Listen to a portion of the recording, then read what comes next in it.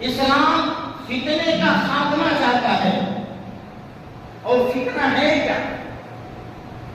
مال لوٹنا فتنہ نہیں ہے،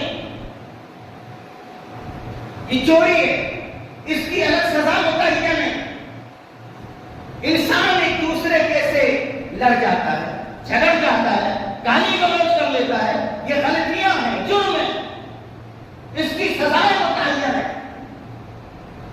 غیبت، چغلی، بے ایمانی، ان کی سزائیں متعین ہیں۔ تو فتنہ کیا ہے؟